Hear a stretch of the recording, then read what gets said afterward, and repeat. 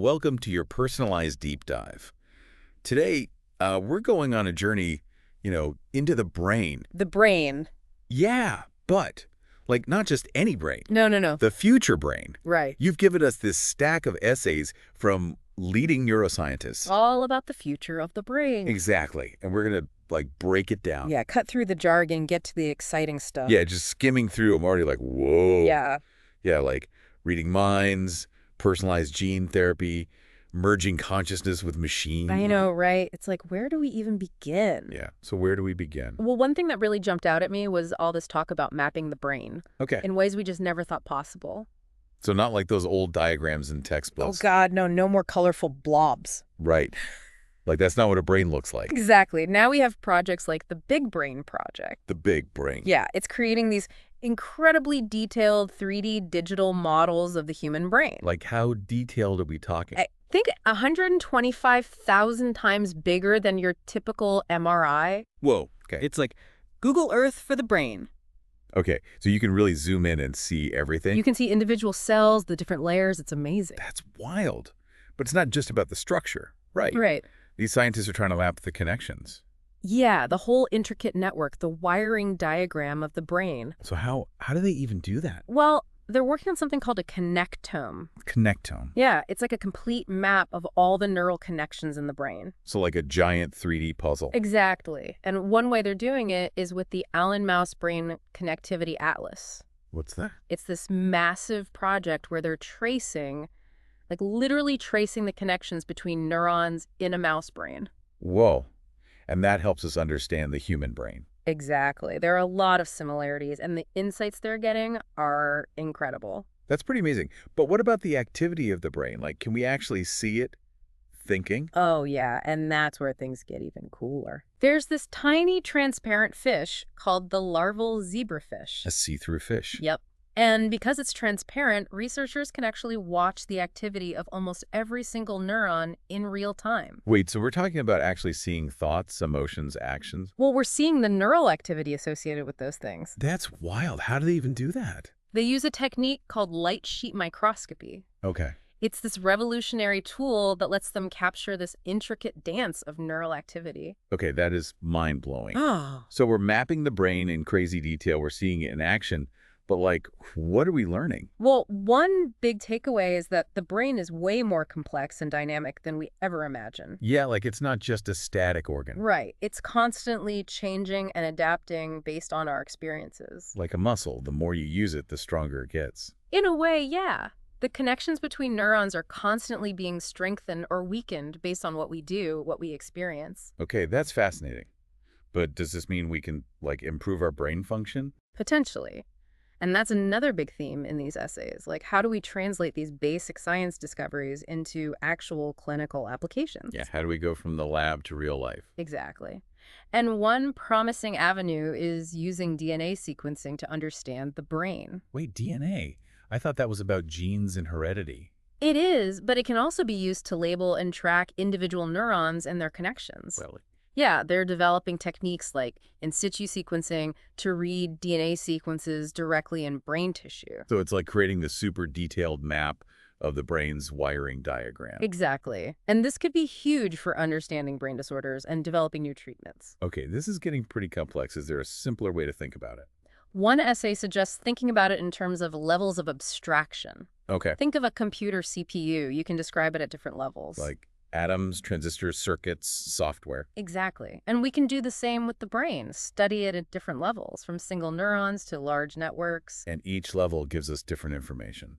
Exactly. It's a multi-level approach to understand this incredibly complex organ. So we're mapping the brain, we're understanding its connections, we're seeing it in action. What's next? Well, some scientists are taking all this knowledge and trying to build simulated brains. Wait, hold on. A brain in a computer? Yeah, that's the goal of projects like the Human Brain Project. Wow. I can only imagine the challenge. Oh, it's a massive undertaking, using tons of data and computing power. But what's the point? Imagine being able to study brain disorders, test new treatments, all using a simulated brain. Okay, so the potential benefits are huge. Exactly. And we're already seeing some amazing results. Like what? They're spawn a large-scale brain simulation that can actually perform cognitive tasks. So it's like thinking. In a way, yeah. It can recognize objects, remember lists, things like that. So it's designed to mimic the human brain. Exactly. And the crazy part is it can do all this flexibly, using the same brain areas in different ways depending on the task. That's incredible. But, I mean, there must be limitations, right? Of course, we're still in the early stages, but the progress is amazing. Yeah, it really is. So we've covered brain atlases, real-time brain imaging, DNA sequencing, simulated brains. Levels of abstraction, don't forget those. All right, levels of abstraction. What else are these essays digging into? Well, one area that caught my eye was the neurobiology of language. So like how our brains understand speech and meaning. Exactly. And it turns out it's this complex, multi-level process. Involving different brain regions and networks, right? Yep. And one of the coolest things is this concept of canonical neural computations. Canonical neural computations. Yeah, they're like common processing mechanisms that the brain might use across different areas. So like building blocks for more complex behaviors. Exactly, like a set of tools the brain can use in different ways. Okay, that's fascinating. But if we're getting so good at understanding the brain, are we any closer to understanding consciousness? Ah, the million-dollar question, and there's no easy answer. Figures. Some of these essays talk about the measurement problem in consciousness research. What's that? It's the challenge of distinguishing the brain basis of conscious experience from just being aware of that experience. So like we can pinpoint brain activity, but how do we know if that's what it actually feels like to experience something? Exactly. And until we have better tools and theories for measuring and defining consciousness, it'll remain a mystery. Okay, so consciousness is still a big question mark, but it sounds like we're making some serious progress in understanding the brain. Oh, absolutely. And that's what makes this field so exciting. The more we learn, the more we realize how much more there is to discover. Speaking of discoveries, one essay mentioned something called neural dust. Oh, yeah, that's pretty wild. What is it?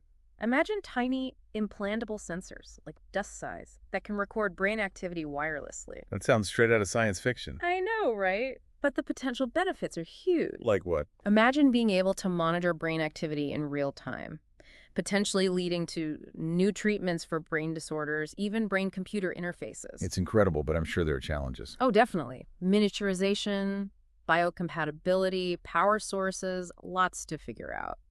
But it's an exciting area of research. Absolutely. So this research has the potential to really transform medicine.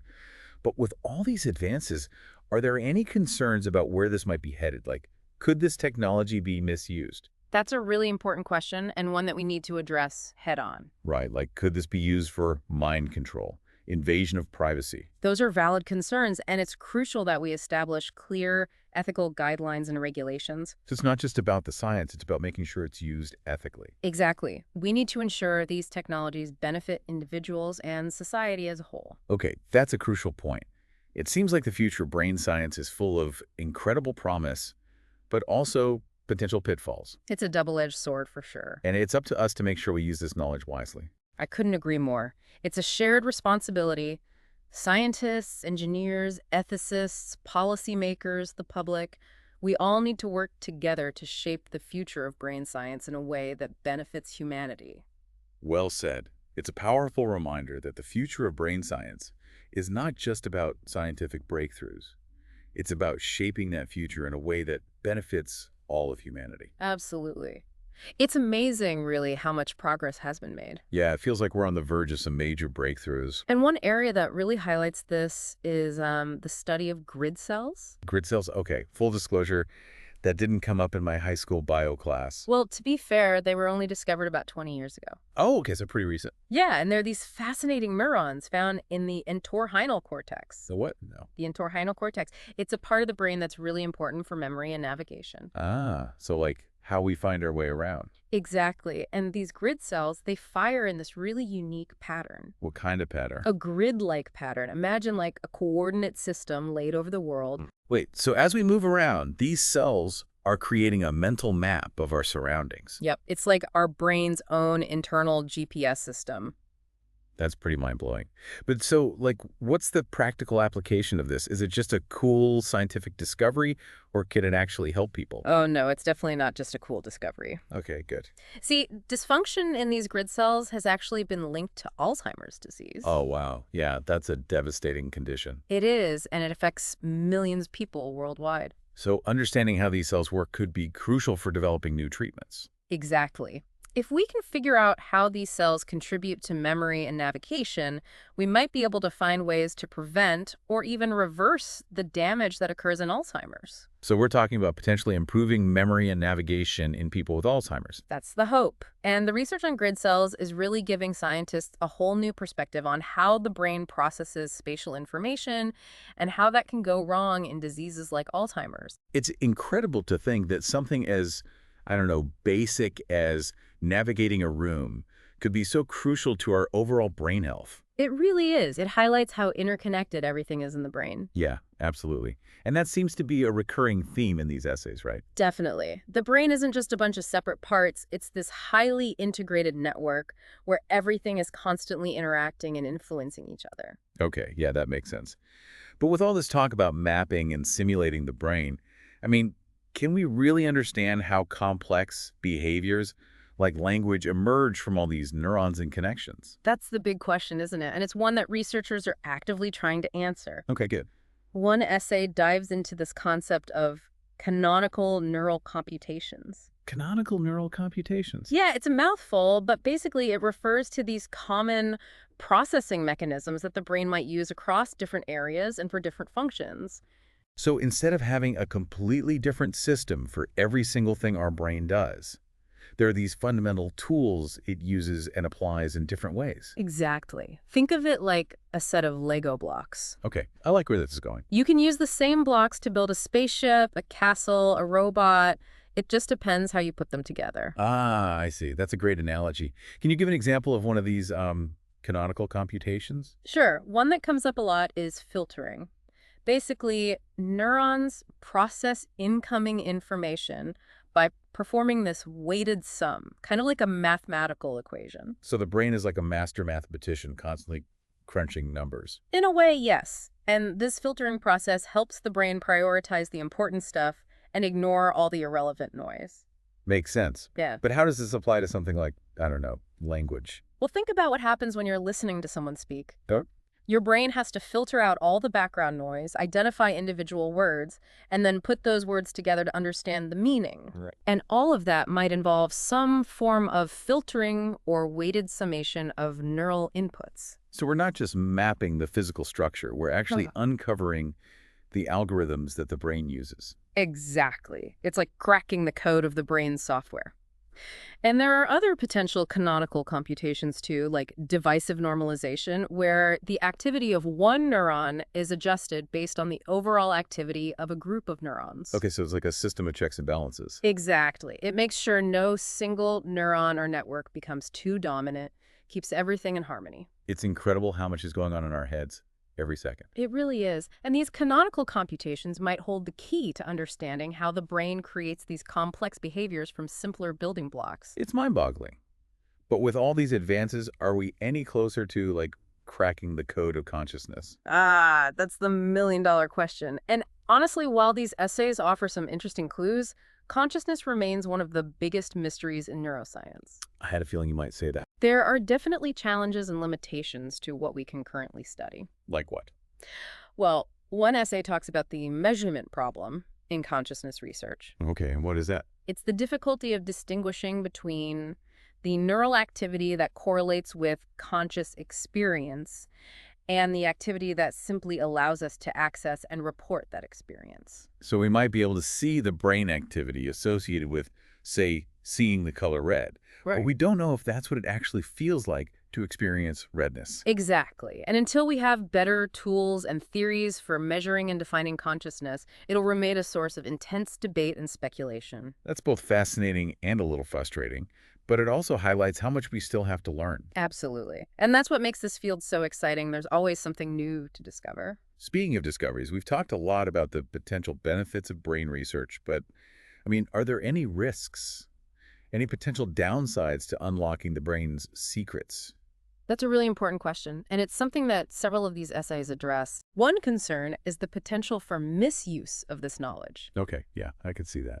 As we develop these increasingly powerful tools for understanding and manipulating the brain, we have to be incredibly careful about how they're used. Right, like what if this technology falls into the wrong hands? Could it be used for harmful purposes? It's definitely something we need to consider. Yeah, the idea of someone hacking into a brain-computer interface and controlling someone's thoughts or actions, I mean, that sounds terrifying. It does, and it highlights the need for ethical guidelines and regulation. Absolutely. It's like there's this fine line between using this knowledge for good and using it for harm. Exactly, and that's why ethical considerations need to be at the forefront of brain research. Okay, but how do we actually ensure that these technologies are used responsibly? I mean, it's not like we can just put the genie back in the bottle. One essay draws parallels to the Human Genome Project. Right, which revolutionized our understanding of genetics. Exactly. But it also raised a whole host of ethical dilemmas. Oh yeah, like genetic privacy, discrimination, the potential for designer babies, things like that. Exactly. And we need to learn from those experiences as we delve deeper into the complexities of the brain. So it's not just about pushing the boundaries of science. It's about making sure we're pushing those boundaries in the right direction. Precisely. And that's why initiatives like neuroethics are becoming increasingly important. Neuroethics. It's basically a field that focuses specifically on the ethical implications of neuroscience research. Ah, so it's like a bridge between the scientific community and society, helping to ensure that we're asking the right questions. Exactly. We need to be mindful of not just the can we, but also the should we when it comes to brain research. That's a great point. It's like that old saying, with great power comes great responsibility. Exactly. And that's never been more true than in the field of neuroscience. The brain is who we are, our thoughts, our emotions, our very essence. Ah, yeah. We need to treat it with the utmost respect and caution as we unlock its mysteries. Well said. It seems like brain research is this balancing act, pushing the boundaries of knowledge while also safeguarding against potential harm.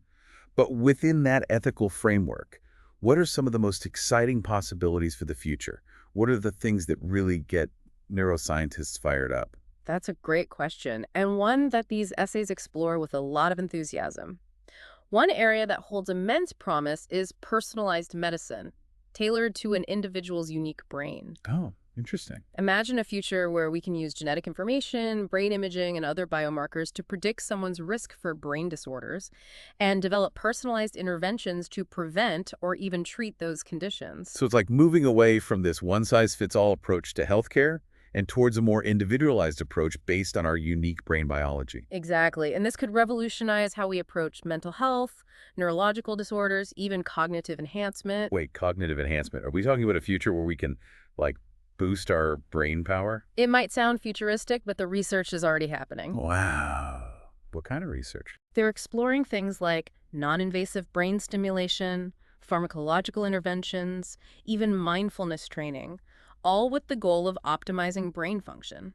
That's both exciting and a little intimidating, to be honest. It is, but the potential benefits are huge. Imagine a world where we can prevent cognitive decline and promote mental well-being throughout our lives. That would be incredible. Yeah. But like you said earlier, we need to be careful, right? Make sure Yeah. we're using these technologies ethically and responsibly. Absolutely.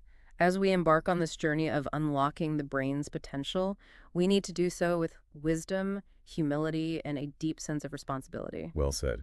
It's a powerful reminder that the future of brain science is not just about scientific breakthroughs. It's about shaping that future in a way that benefits all of humanity. It really is remarkable how all these different areas of research, they're all coming together to give us this more holistic understanding of the brain. It's like we're weaving a tapestry, each thread adding a new layer of detail. Yeah, that's a great way to put it.